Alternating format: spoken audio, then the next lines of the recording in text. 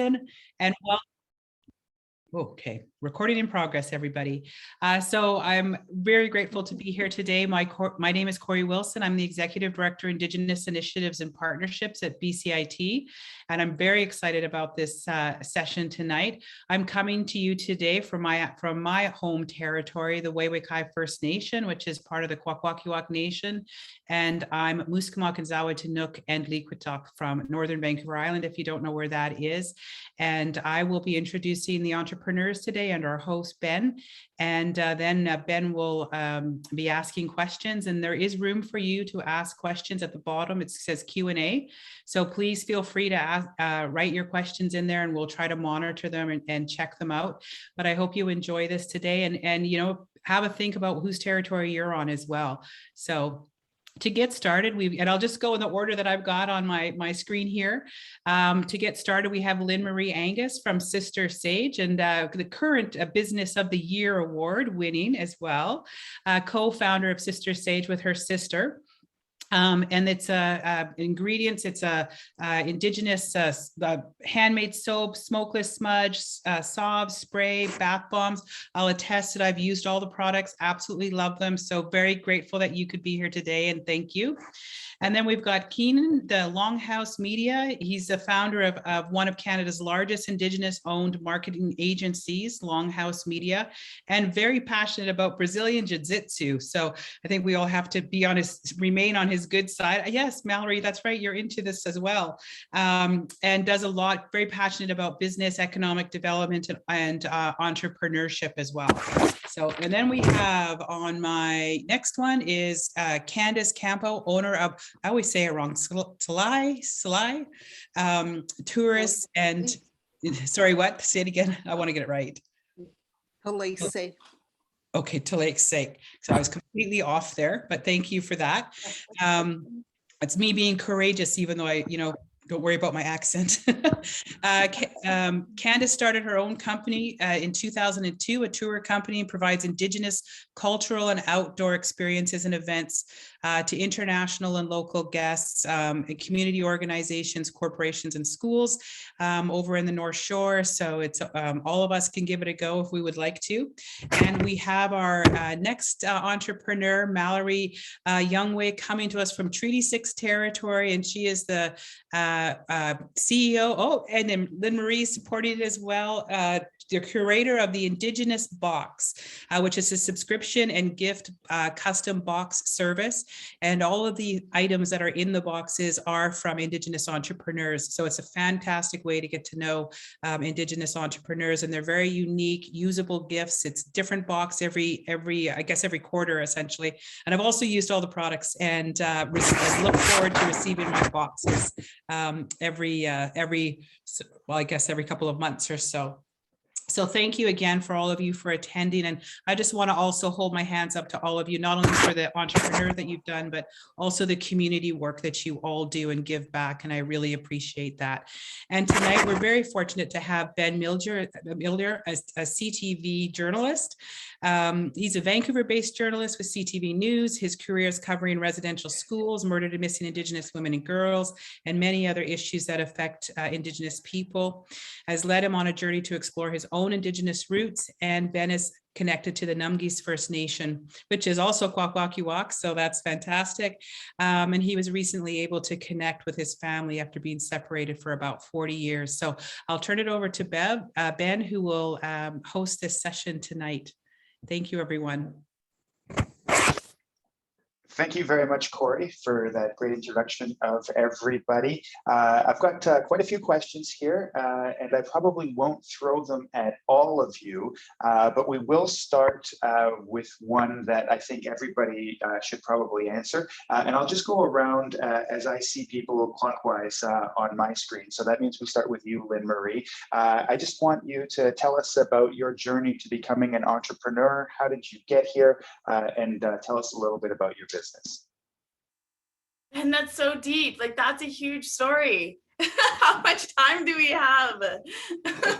Okay, I'm gonna do it as quick as possible. I'll do the Coles Notes version. A quick introduction though. Kory, thank you for that introduction. My name is Lynn Angus, and I come from the Gitgatla, Nisga'a, Cree, and Métis First Nations. I'm the owner of Sister Sage and co-founder with my younger sister who's not here because I live and work here. I'm an at-home business, which is currently operating on the stolen and unceded territories of the Squamish, Musqueam, and Tsleil-Waututh First Nations here in beautiful Vancouver, British Columbia. I went to BCIT and I took the project management program, and this was actually part of my entrepreneurial journey. Let's rewind a little bit. I used to work in construction, high-rise construction, and as you may guess, surprisingly, it was racist. It was sexist, and it was just not a good experience for me. And I think this was a big push for me to become my own boss and an entrepreneur. So what did I do? I collaborated with my sister she just found herself pregnant with her first child and was facing homelessness in Vancouver, as so many of us do because of the homelessness crisis here. And so we collaborated, we came together and we're like, we got to do something. It's got to be Indigenous. We got to be our own bosses.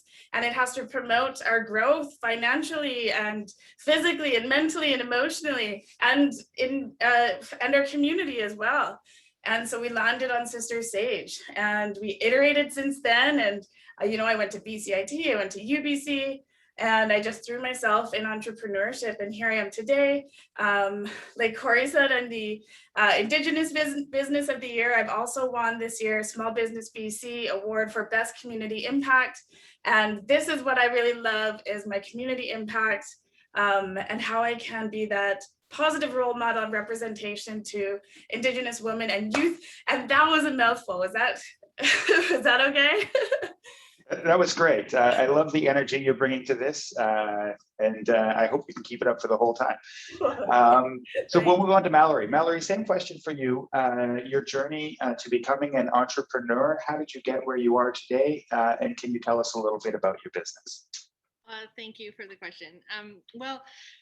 So I started selling cupcakes when I was 6 years old at Powwow. I was underneath the bleachers with my brown cardboard box. And so that was like the start of my entrepreneurial journey. But I left my reserve a number of years ago to go to school. I really wanted to get a high school diploma, something that I couldn't get. I dropped out in grade 10. And I came to this city, and I told my parents, if I go to the city, I'm going to do something good. And and I really wanted to bring a lot of pride to my parents. My parents are both residential school survivors. And, so I'm the first generation of my family to attend a Western institution, to step foot in an institution that wasn't built for us. And in the same institution, my grandparents could have never walked. And I wanted to study something that was new and something that was foreign. I come from a family of social workers and helpers, and I wanted to do something different from all of my sisters. I have a whole bunch of sisters, and I'm third from the bottom. But I really wanted to do something in business, and so I chose supply chain management and international business. And I thought it was completely foreign, but what I discovered was that our people have been here before. And so we're just reclaiming this space and reclaiming the original supply chain is what I like to call it. And and now I'm here. I'm very new to the world of entrepreneurship. I've been a consultant and a project procurement specialist for the last number of years.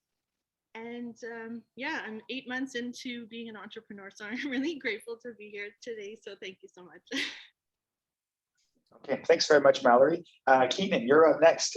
Tell us about Longhouse Media. Why did you found this company, and what's it all about?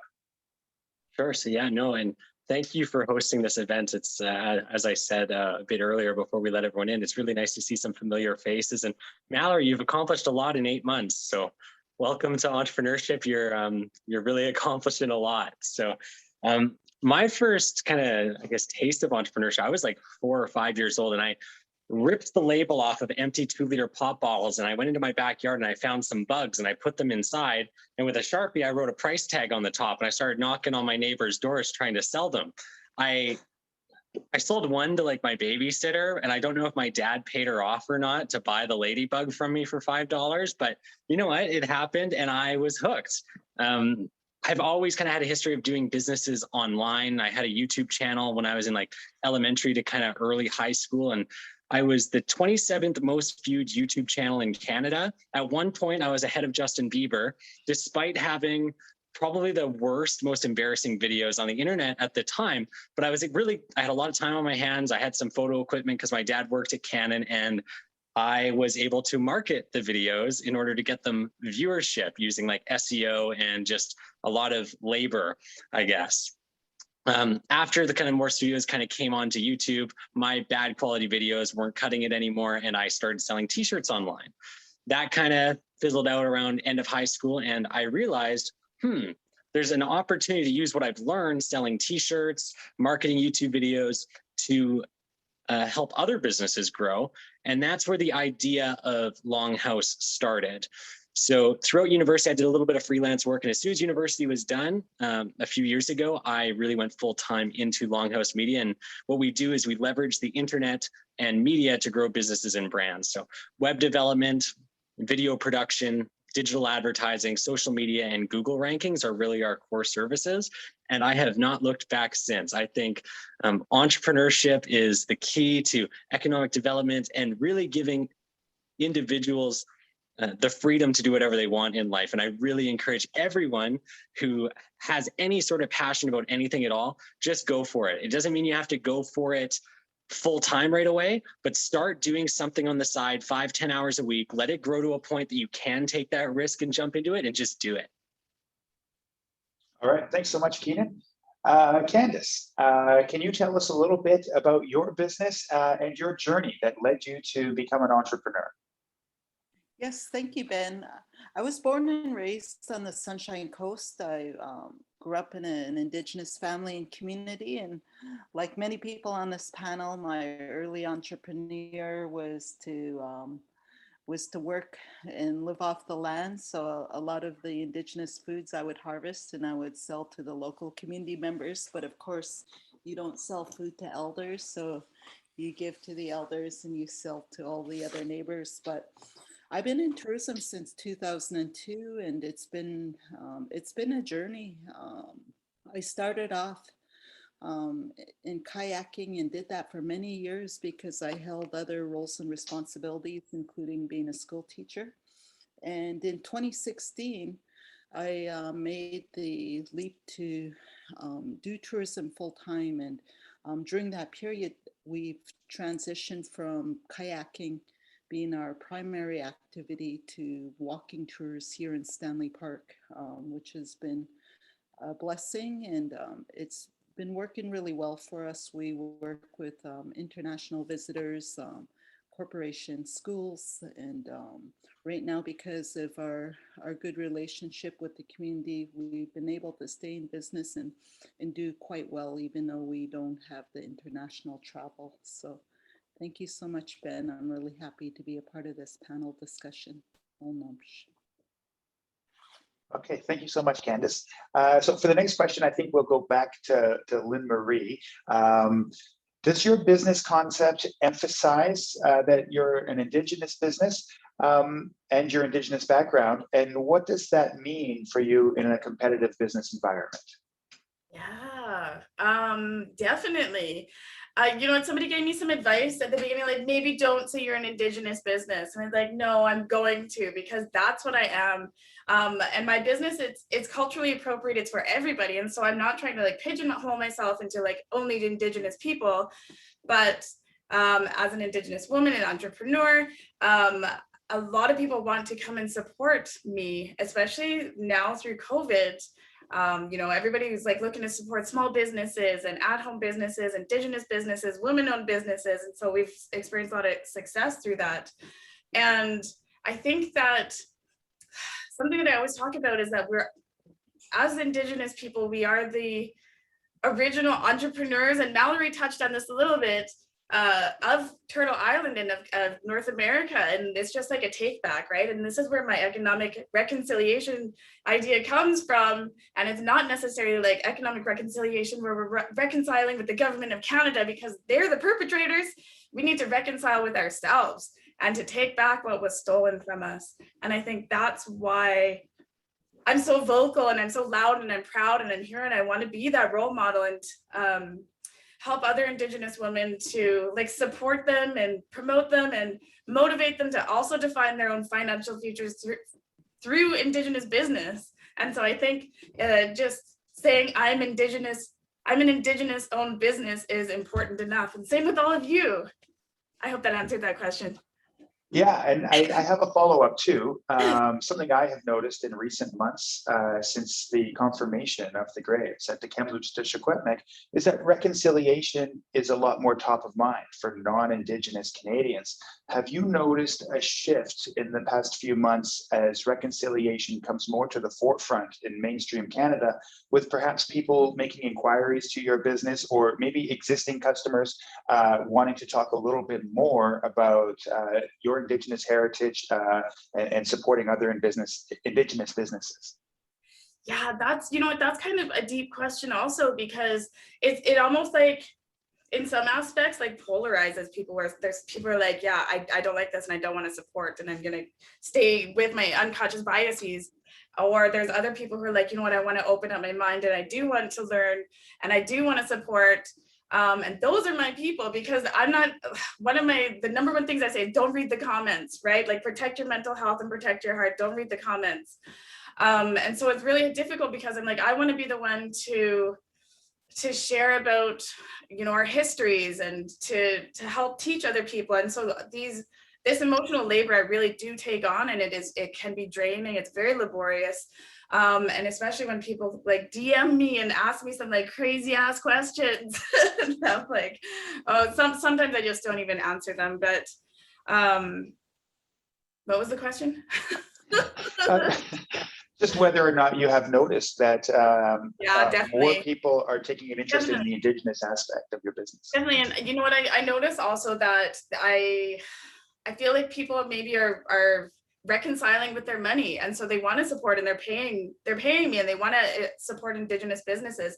And I think that goes hand in hand also with like cultural appropriation and people learning that they want to support real Indigenous products and not China made Indigenous products.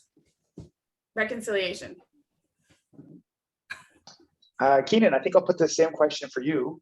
Does your business emphasize your Indigenous heritage, and how has that impacted your success in the marketplace? Yeah, so like my Indigenous heritage, I didn't say this at the beginning, I'm Korean Métis on my mother's side, and two values that I hold very dearly and are incorporated in my business is storytelling and relationships. Indigenous culture, storytelling is key. And when you think of that from a business marketing perspective, what brands do you want to buy from? You want to buy from the brands and the people whose story you understand and resonate with. Through our business, we do video production, marketing campaigns, photography, like social media management. All these things are crafting the story of a brand.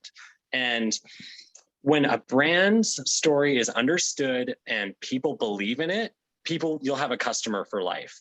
So that's one thing. And then the second thing is relationships. In like all Indigenous communities that I've been surrounded with, everyone looks after each other.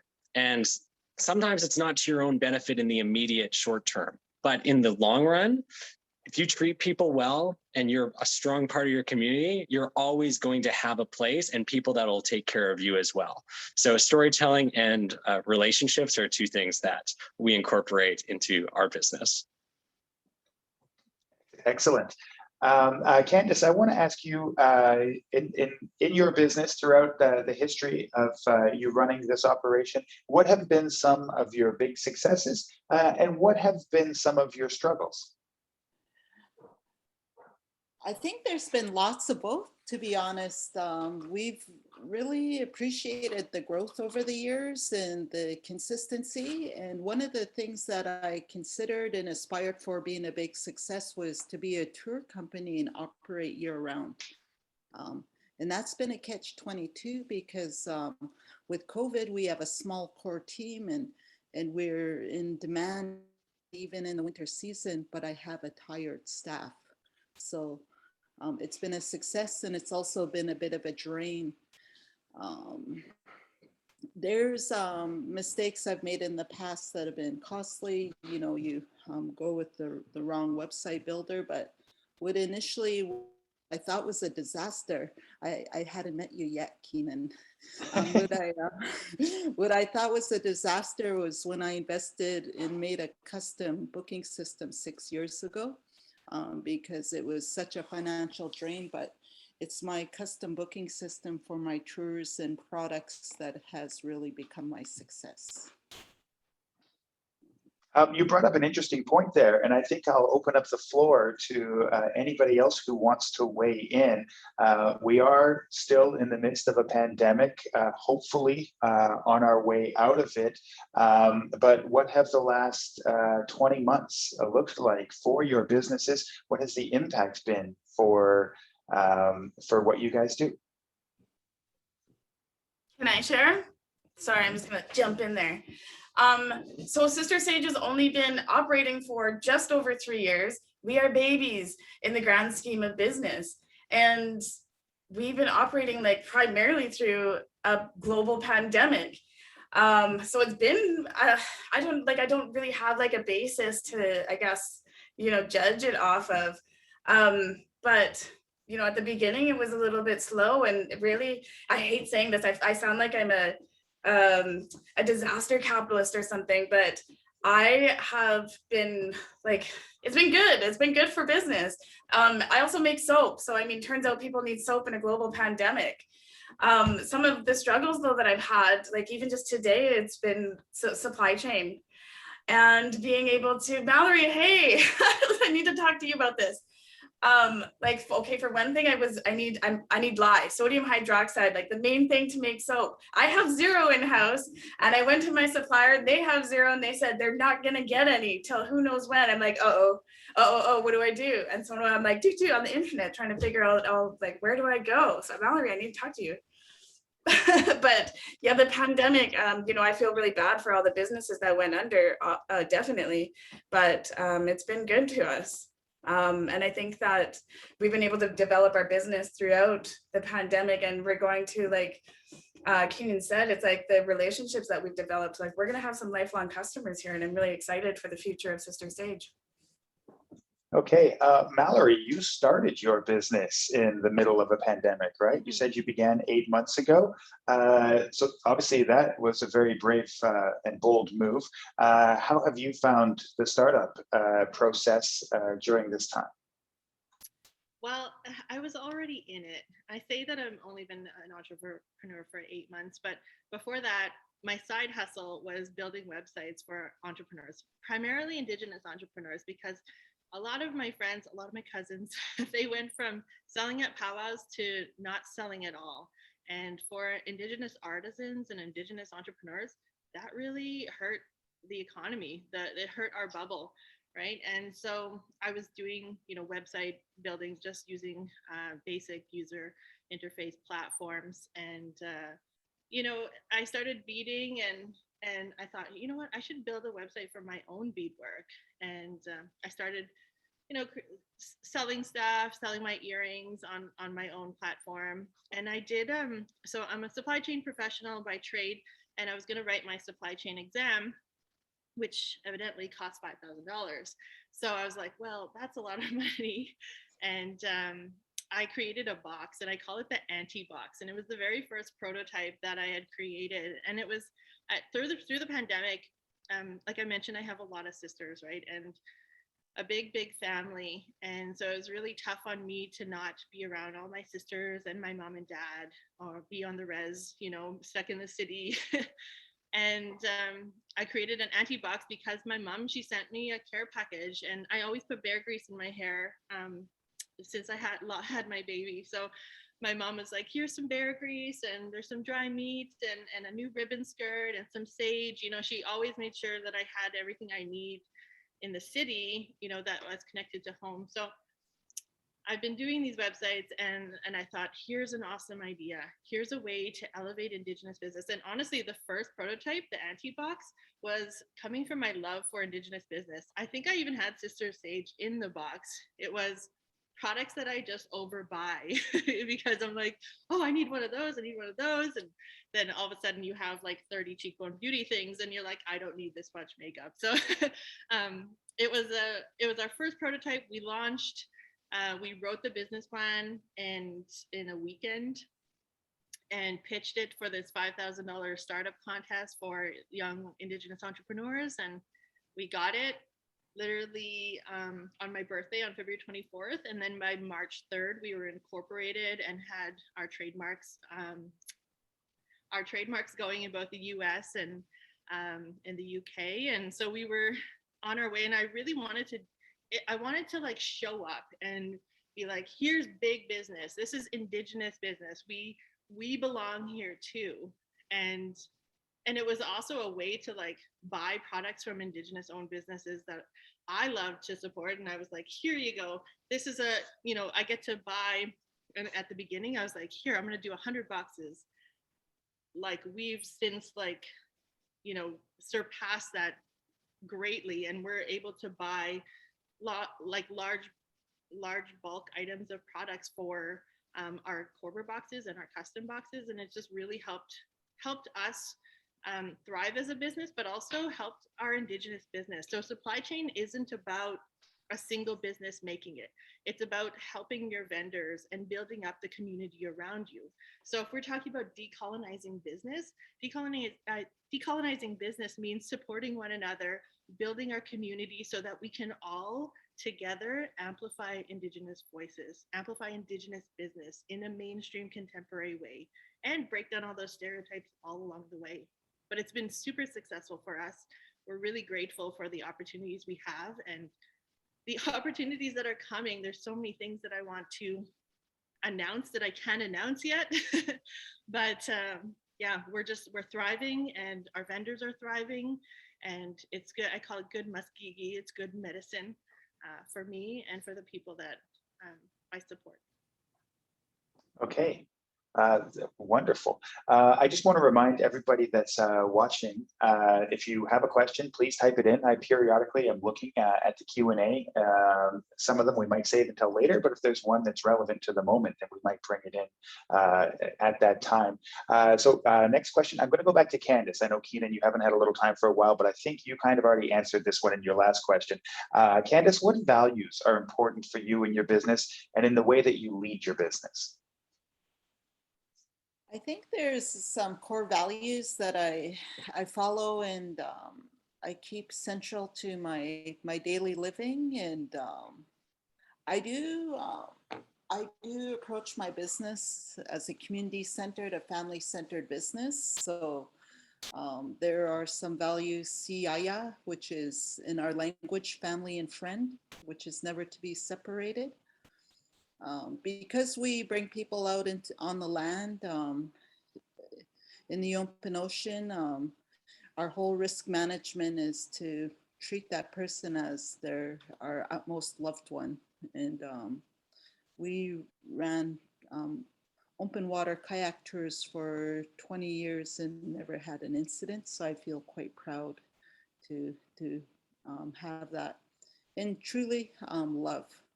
I have to live my life with love, and the people I work with and the guests that we serve. So Siyaya, leadership.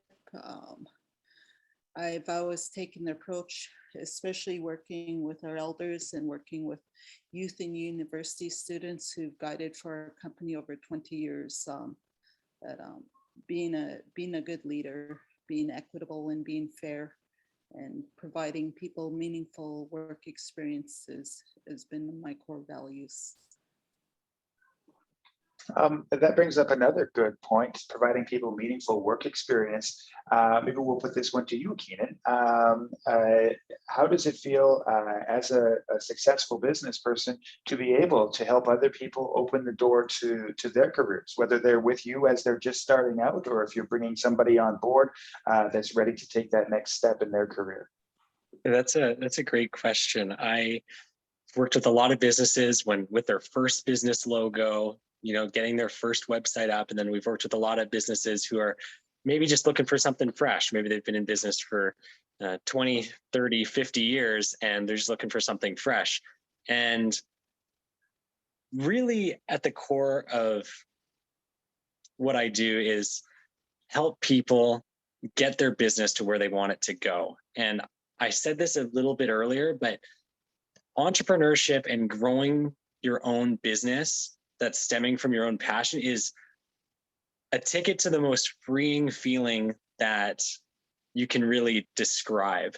And the more I can do that, I'm 26 now. If I can do that even 5 more times, and I'm sure it's going to be many more than that, I have lived a life that I am very proud of and look forward to doing every morning.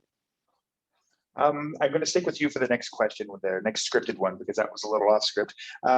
Where do you see the differences between Indigenous entrepreneurs and non-Indigenous entrepreneurs, particularly in your marketplace? The digital media space is very competitive. Yeah, for sure. It's definitely a competitive industry, and digital marketing, specifically with like individual services. There's a lot of video producers, there's a lot of web designers, there's a lot of digital advertisers, and we do all of those things under one roof. I try to be a no headache solution for any of the businesses that we work with. If they have a tech problem or a marketing idea and they just want someone to bounce those ideas off of and put them into practice in their business, we can do that. In terms of Indigenous like values and the Indigenous difference, I think as in Indigenous culture, I think that it's very common to look out for everyone in your community. In my community, our client, our partners, I want the best for them. There's no part of me that is willing to lock someone into a contract just to extract a few more dollars from them. What we do is, if we get you results, we say, bring us along for the ride. If we cannot get people results, then I say, fire us. I'll try to connect you with someone who can. That doesn't happen very often. I feel very strongly about what we do, but we're all about long-term relationships and mutually beneficial relationships. I think that is the key to having those people look out for you when a pandemic happens. And if you want to still keep growing like Lynn Marie's business did, you have to maintain those relationships, because those people that are there for you in the hard times are people that you're probably going to be there for as well. Okay, wonderful. We do have a couple of questions now from the audience.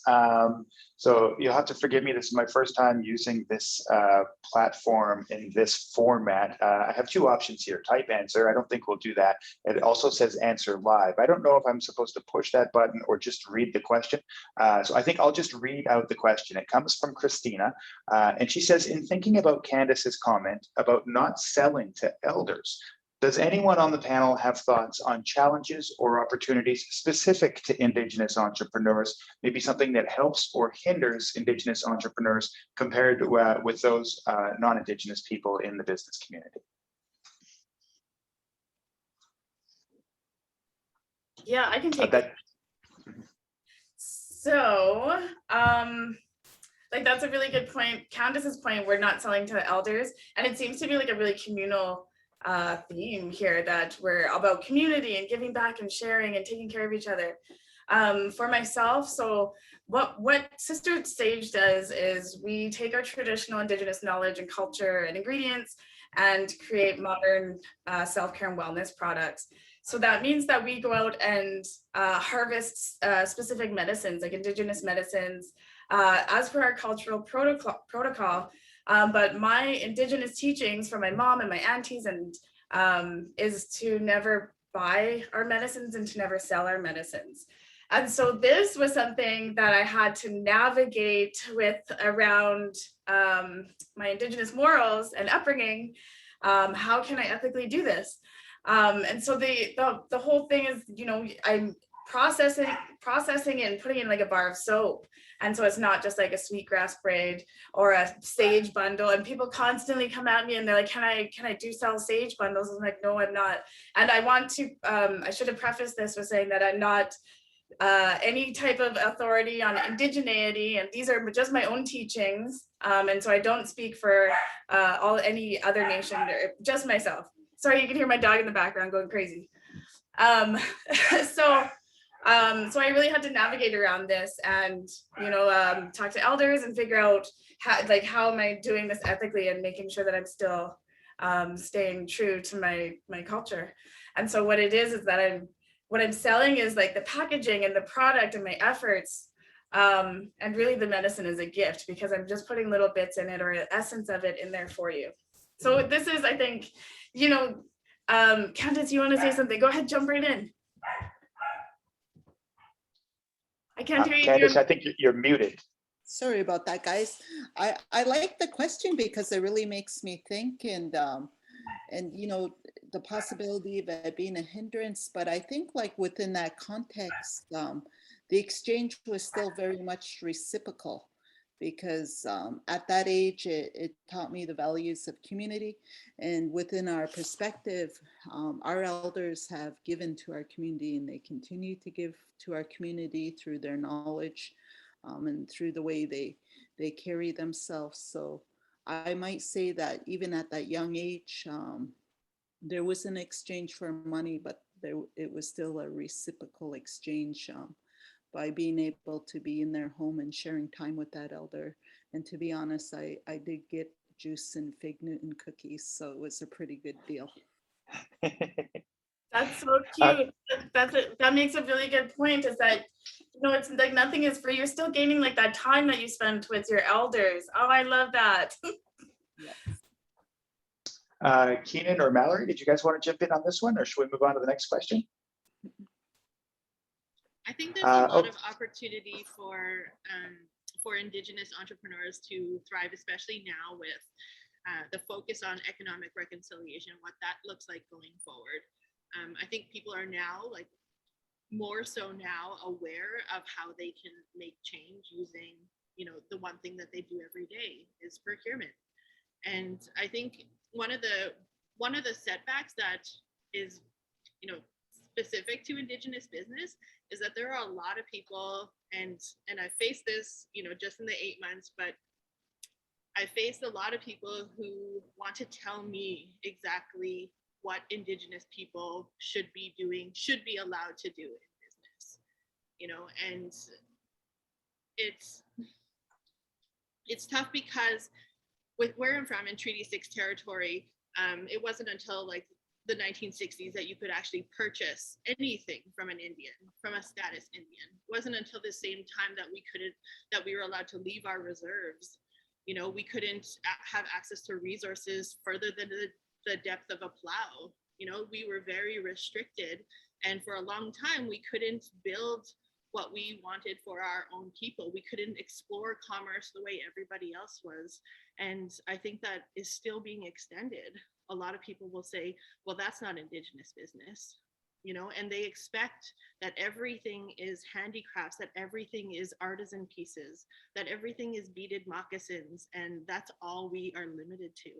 And it's very specific to Indigenous business that we're held to a much higher standard than everybody else in commerce, when Indigenous people are accessing modern forms of commerce just like everybody else. That's a really good point. Thank you for bringing that up. Just add a little bit to that. I think that Mallory brings up a really good point too, with people saying that you're too Indigenous or you're not Indigenous enough.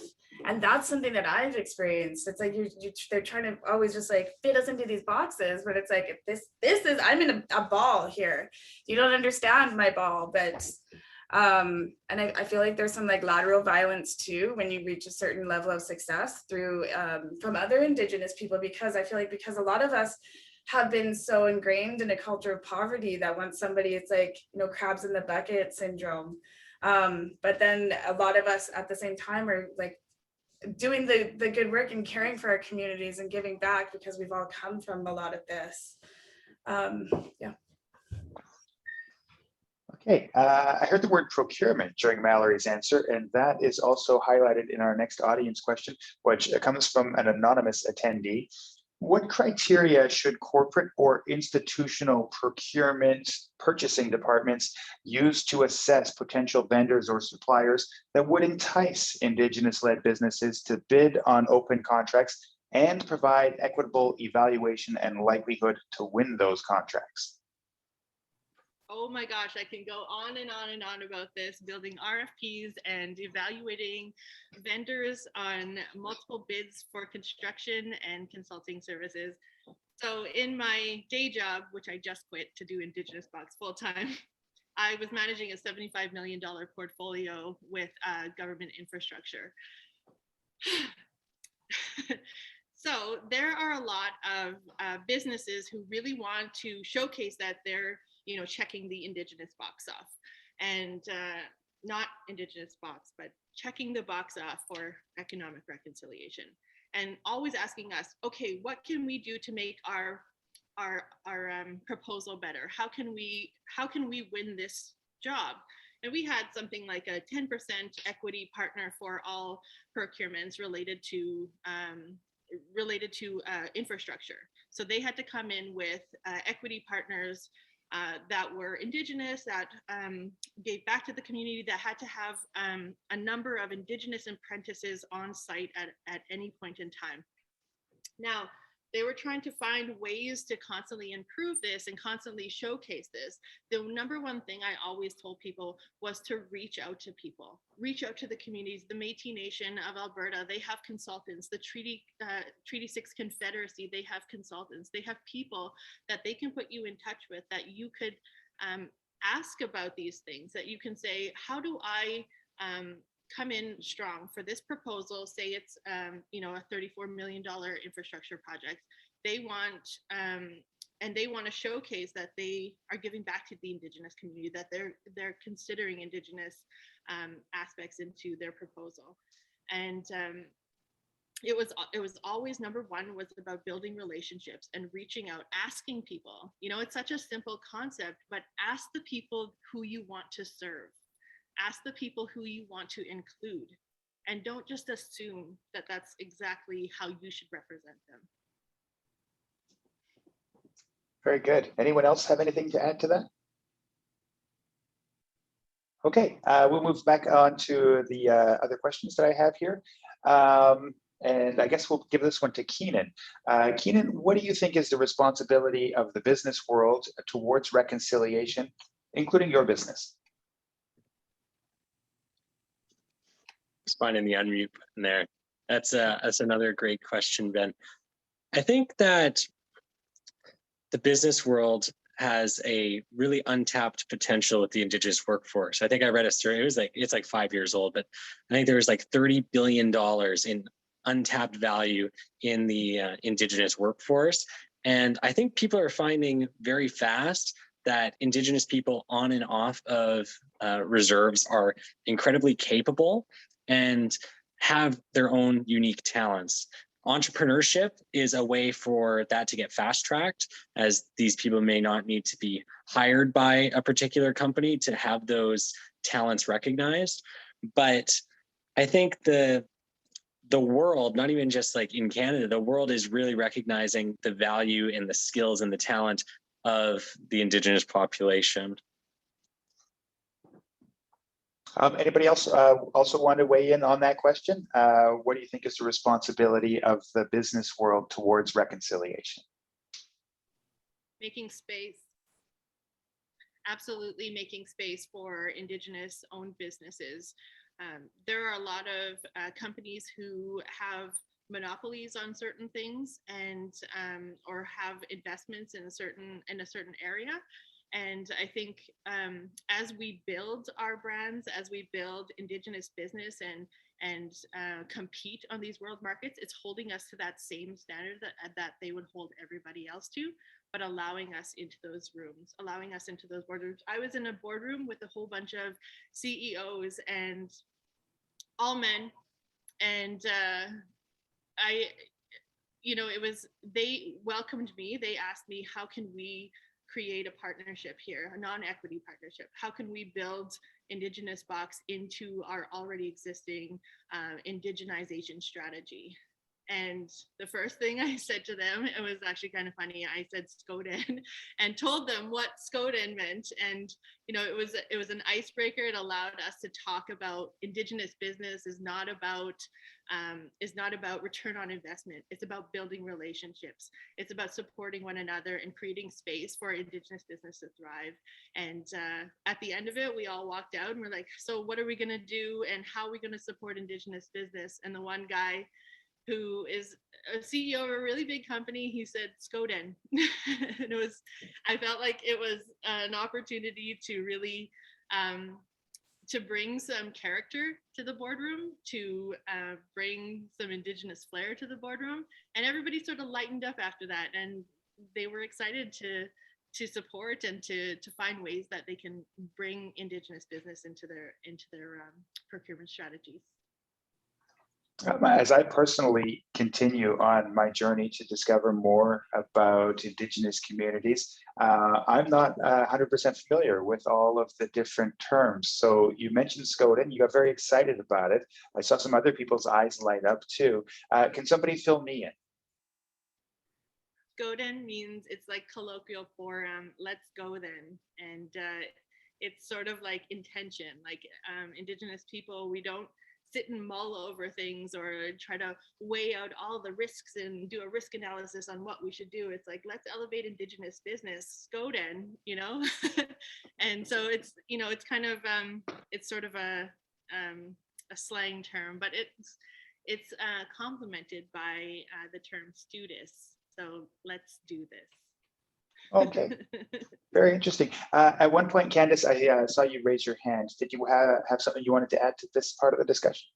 I think Mallory and Keenan really covered it, but I just wanted to share that when you're working with the bigger companies and you're a small company or a small Indigenous company, I think they really need to be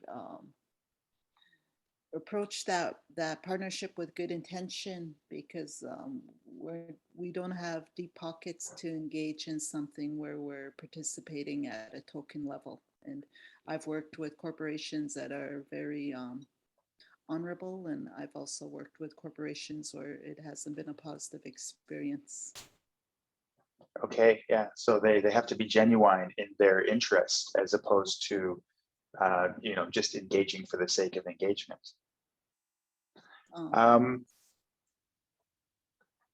So the next question, how can more Indigenous people be supported and encouraged to start their own business? That's along a little bit along the theme of what we've been talking about here.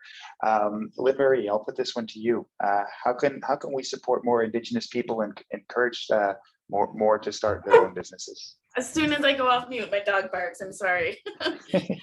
Well, okay, well, I'm gonna just speak for myself then. What I do is mentorship. I mean, I do lots of things, like just even like I mentioned earlier about like promoting and motivating other Indigenous women, and that's by like encouraging them and then seeing like potential in them and helping them to like mentor them on things that I've learned and how we can like what Mallory did was helping her cousins make websites. That's what I'm doing.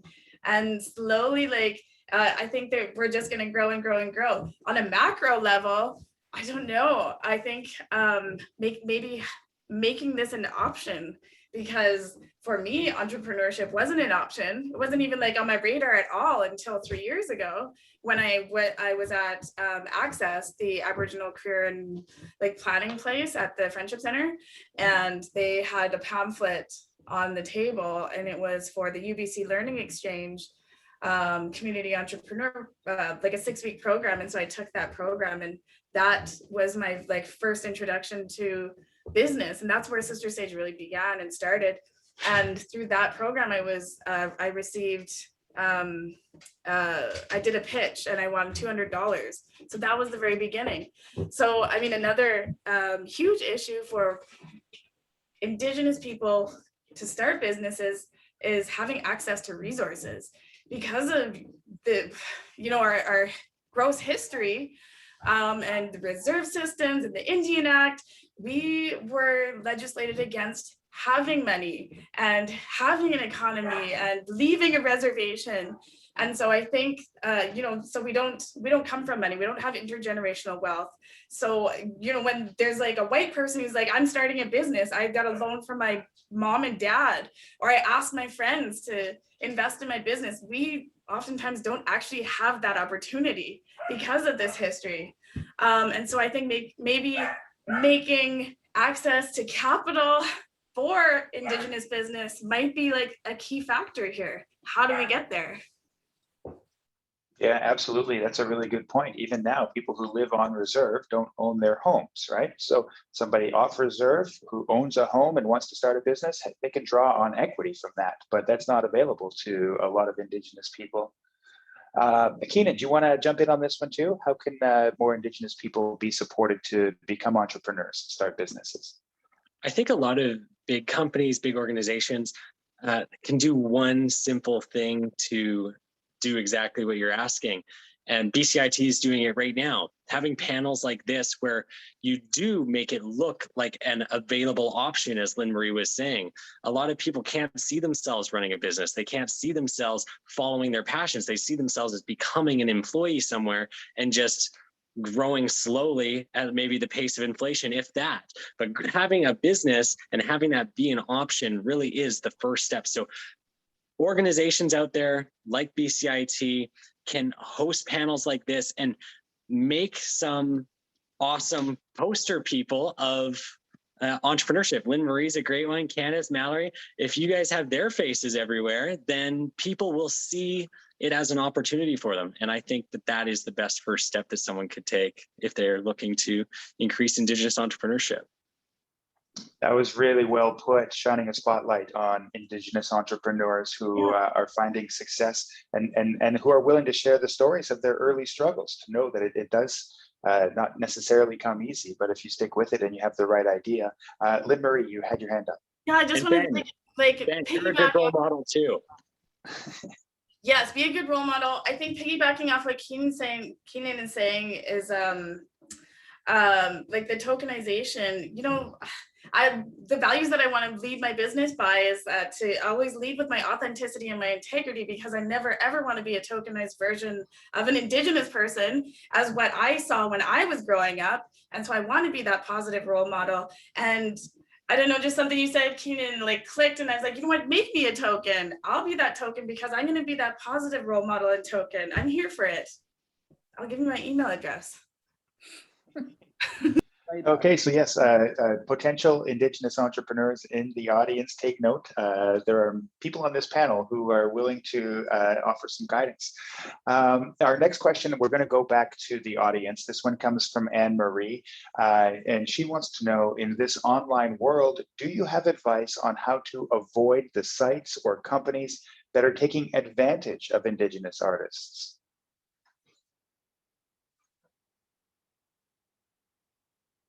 Keenan?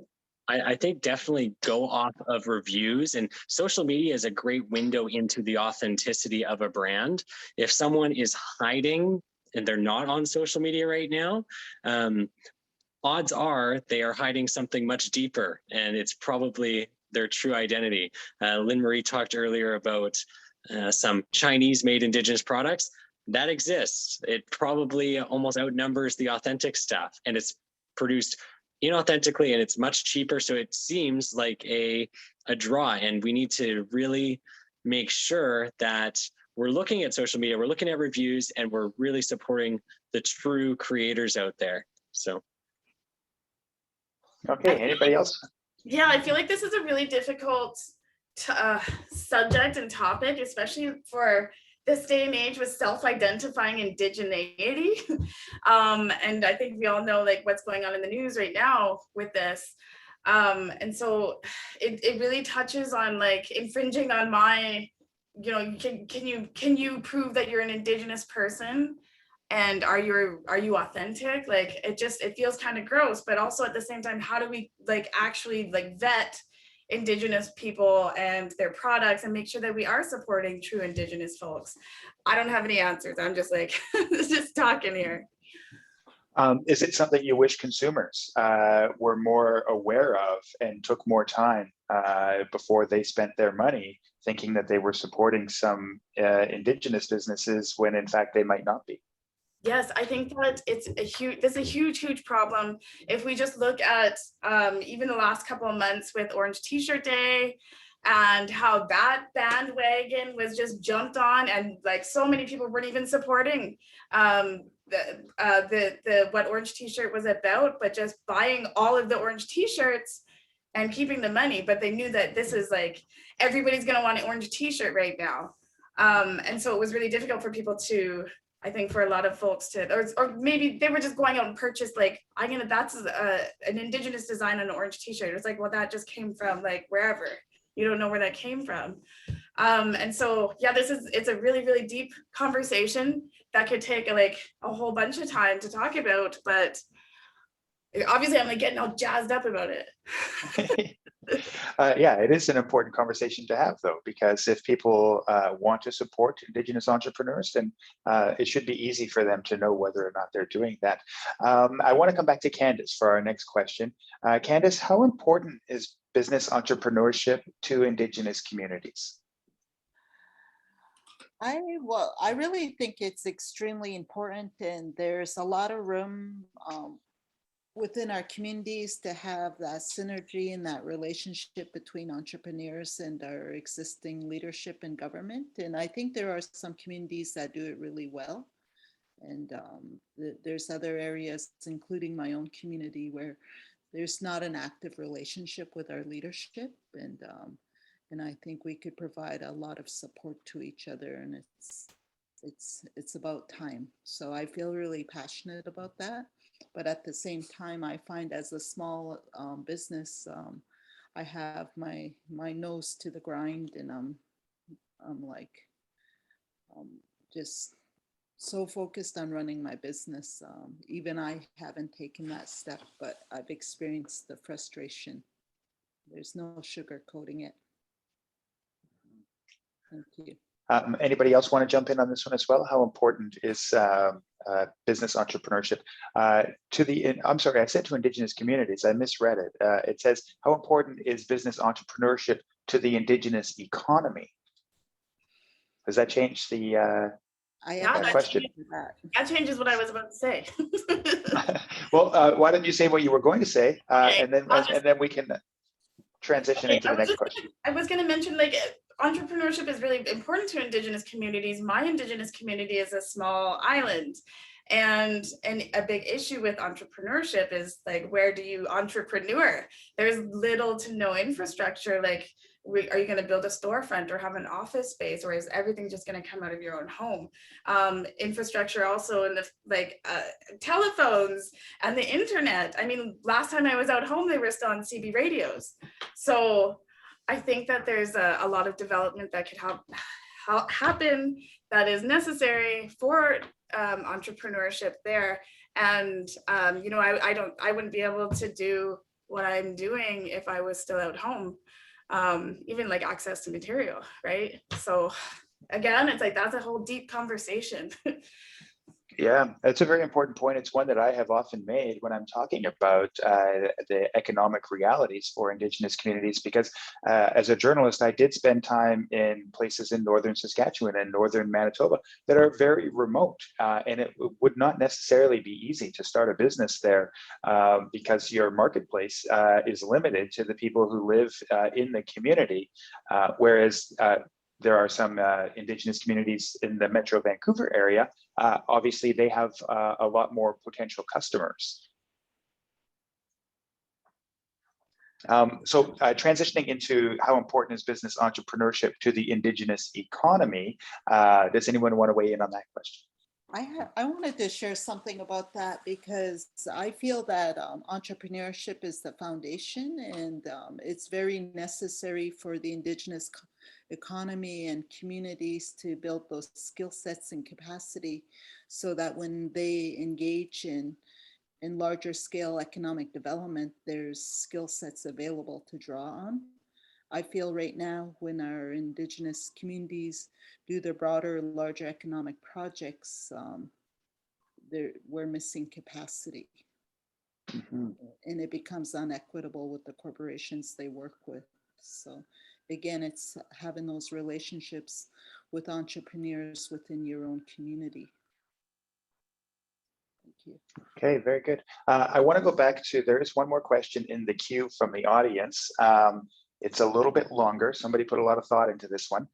It's Christina, and she would like to know the dominant economic system, neoliberal capitalism, is the biggest driver of unsustainability, unwellness, and injustice around the world. Storytelling and relationships aspects of Indigenous businesses seem like such a powerful way of shifting the thinking in business, like the CEO who decided to Skoden, she says. Do any of you feel that what you're doing carries this much transformative power?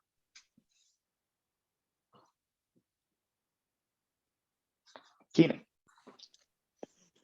So I will say that like the storytelling, it's 100% the most effective way to build a brand around yourself and grow a business.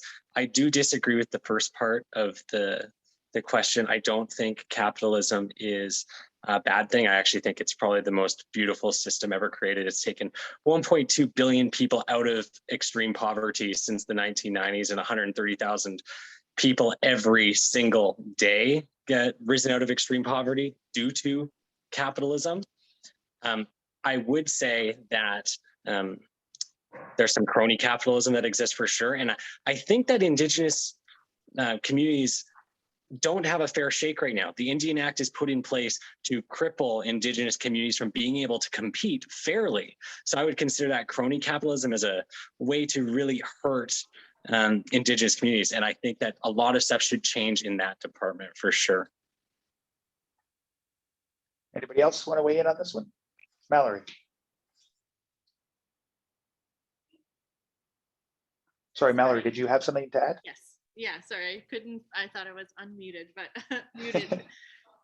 So I think I agree. Yes, I think that what we're doing with building relationships and telling our story will make a huge impact on the economy in general. I think that we're in this really beautiful spot right now where we're the first generation of my family to not attend residential schools. We're also living in the age of Indigenomics, right? Caroline Hilton, she talks about this $33 billion economy that's expected to triple in the next 5 years.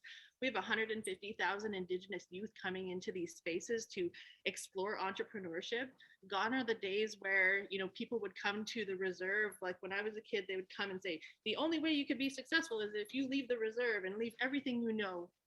And, I think we're at an opportunity. We have an opportunity to create story. We have an opportunity to create business around relationships with the values and intents that we carry as Indigenous people, and to do business in a good way. My dad, he always, I'm very much a product of the trap line. My dad sold furs for us growing up, and so it's, we're in this spot where we have so much more opportunity to really bring our own values to how we want to shape the Indigenous economy, how we want to participate in mainstream commerce. And I think that there's just so much opportunity for Indigenous people, for our Indigenous communities to thrive. And entrepreneurship is just one of those things. And it's about autonomy and sovereignty. And when we find our independence as Indigenous people, we can empower so many people around us. It has a ripple effect. That's one of the values that I created with Indigenous Box. I wanted to create something that had a ripple effect that wasn't just about me. It was about the little kids that are seeing people who look like them in spaces that weren't made for us. That's really wonderful. I like how you got that box up there. I hadn't seen that logo before. It's kind of cool. Before we wrap things up, I know you have all taken a really keen interest in each other's stories. And so I want to give you the opportunity to ask some questions of each other if you want to. Keenan, will you make me a website? Let's talk. We're overdue for a coffee, Lynn. I know. I know, why haven't we worked together? Also, can you send me some of your YouTube videos? I didn't know about any. Oh I didn't know no. that. What? Yeah, I got some really top-notch Katy Perry parody songs on there that I hope never see the light of day. Oh wow. Oh, I'm like furiously YouTubing after this. Yeah. You buy me a few beers and yeah, they might come out. Yes. Any business related questions? Let me think. Mallory, I have 2 of your boxes. Actually, somebody who's on the call right now, Alicia, she's are both of our accountants, which is amazing, and she's here like hyping us up. So Alicia sent me one of your Indigenous boxes, and so when I was invited to this call, I was like, oh my gosh, Mallory's on it. I gotta hop on this call.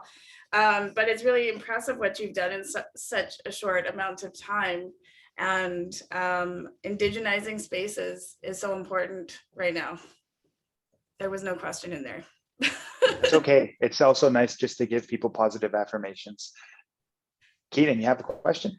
I'll ask a question to Mallory. Like, what kind of products are people looking for? What kind of products excite people in your boxes?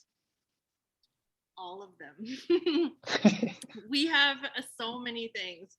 I have, and I feel like I credit this to a lot to my time with in the Indigenous Women and Community Leadership. So I went to this program in 2016, and it was my first time like really far away from my home. And my grandfather, he actually went to Ottawa to discuss the red paper, like he was the chief at the time.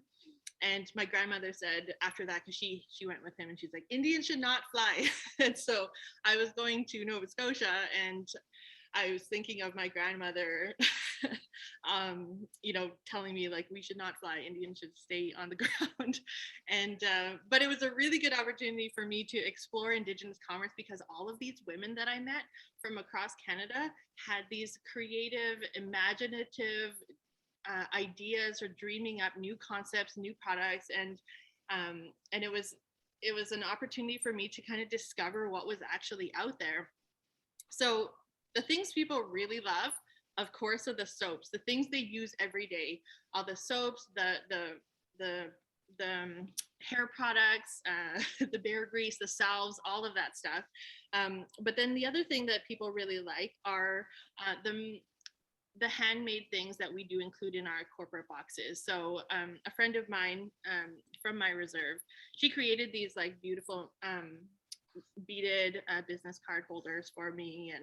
And then some really incredible mentors of mine created some moose hide medicine pouches, like things that people can take with them all of the time. But then there are really fun things where there's like, a friend of mine in Ontario, he created the Tabahone, and it's supposed to be made with caribou bones, caribou knuckles, but he 3D printed this, and it's a game for kids.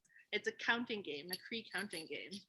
But there's things like that, and then the really fun modern things that like I have a friend who does dry meat. Actually, he just down the road, he makes pansawan, and it's traditionally smoked dry meat and pemmican, things that they can enjoy and taste and share with other people and say, hey, this is an Indigenous business, you should support this. As people want to tell the story too, we give them permission to be like, here, this is the story around this item.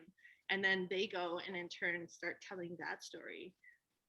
But it's so many different types of products, and it's again breaking down that stereotype that we are more than what people think we can do with Indigenous business. There's not. I think Caroline wants to. Oh, go ahead. Sorry, I think all of us have like touched on storytelling and how important that is. I have been saying too, like with all of my products, and like I could be selling anything, I could be selling cars, but it's the story that I put on it that's what people are buying. And that's what I learned when I went to business school, was that people are buying you, they're buying your story. And I've learned this, and I think that because of my authenticity and my integrity and telling my story, it's creating relationships and long-lasting customers. And that's, I don't know, I think that's how my business is being successful right now. But also you get to have some awesome soap. Caroline, one of our hosts from BCIT, wants to ask a question. Hey, sorry, I've been silent a little bit and I'm learning a lot. Thank you so much. But I just had a question on behalf of BCIT, I think, is how I want Indigenous students to come to our business school and learn about business. So how do we attract more Indigenous students to our school? But the other thing is we're talking a lot about indigenizing the curriculum, right? And so what tips do you have? So there's two questions in there. What tips do you have for our instructors? Where do they start? It's very overwhelming. It's you know, it's not an area that we're familiar with. So where do we start? And again, I wasn't kidding at the beginning. If anybody wants to become an instructor, call me. But yeah, how do we attract more Indigenous students in our School of Businesses anywhere, not just at BCIT? And where do we start with indigenizing our curriculum? So Caroline, I'm not quite sure how to attract, to attract students. So I went to BCIT and I was able to get my tuition covered by my band. So that meant I had to continue working full time.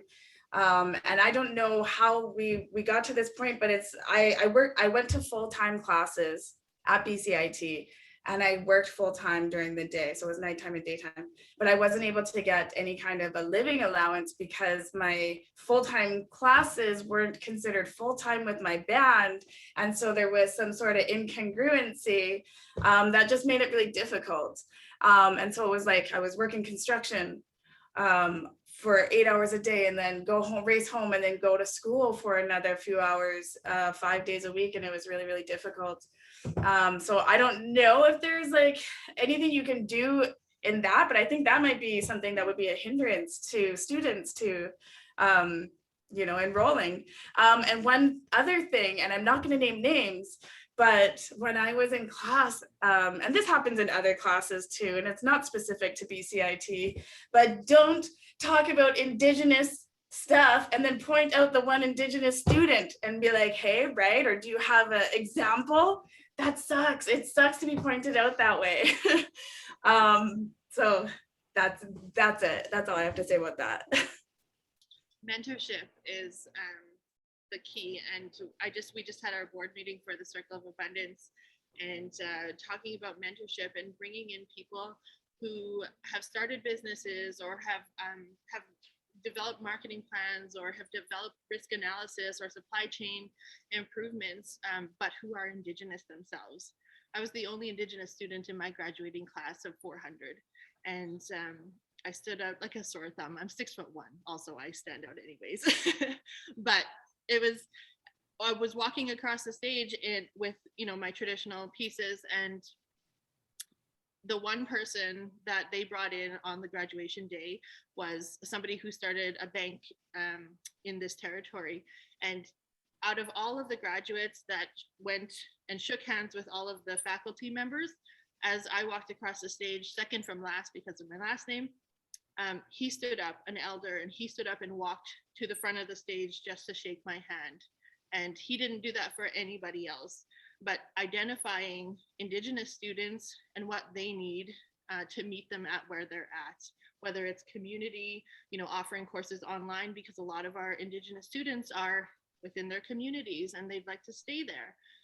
But mentorship is a huge role, but also get some celebrities involved. We had Ryan Reynolds, we worked with him last year, and he helped elevate our programming and brought a lot of attention to our program and helped us amplify Indigenous women voices. And yeah, so it was about building relationships again, and just making sure that people had relevant mentorship available.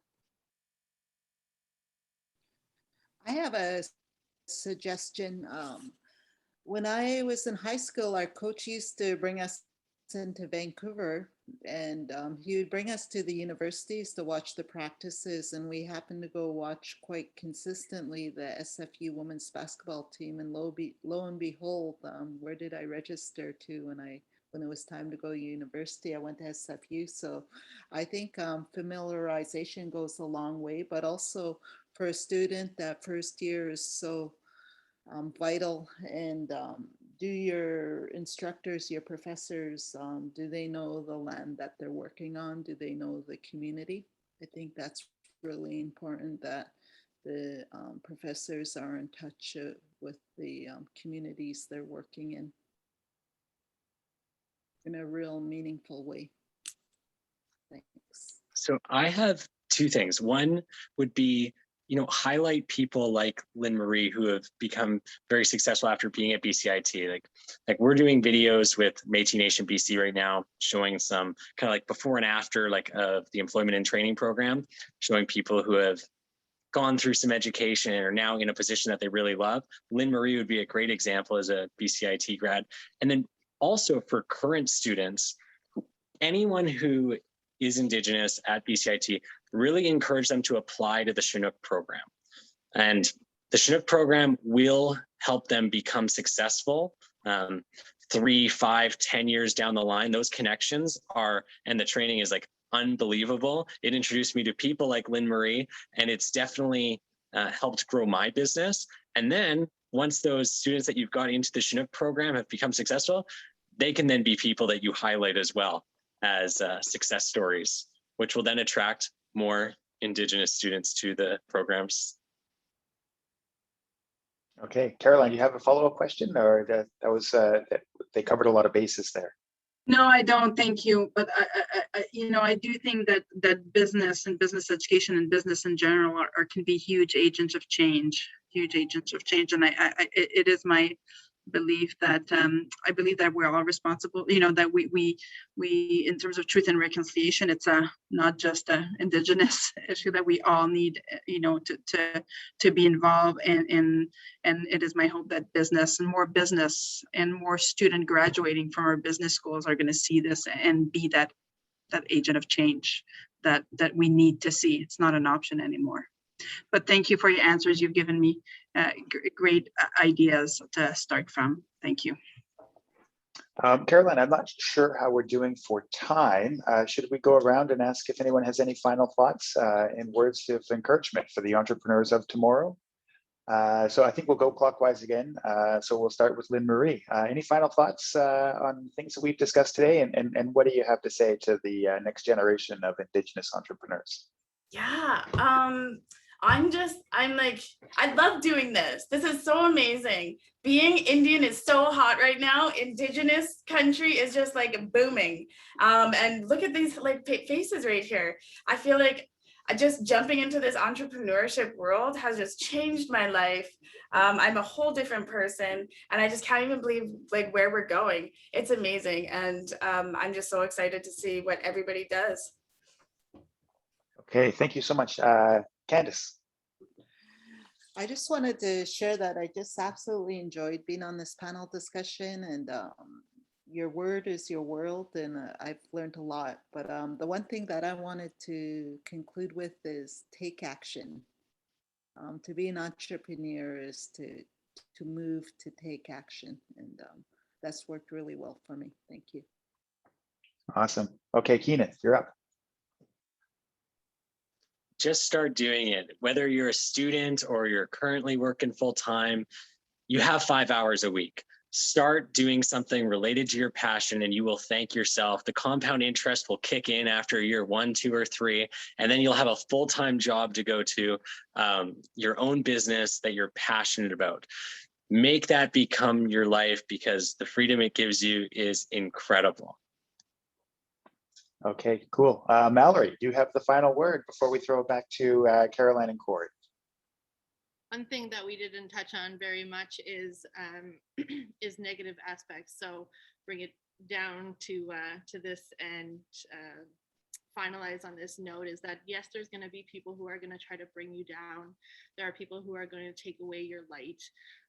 But as Indigenous people, we have a responsibility to serve one another in the best way that we know how, and to bring our values to these spaces that we are coming to know.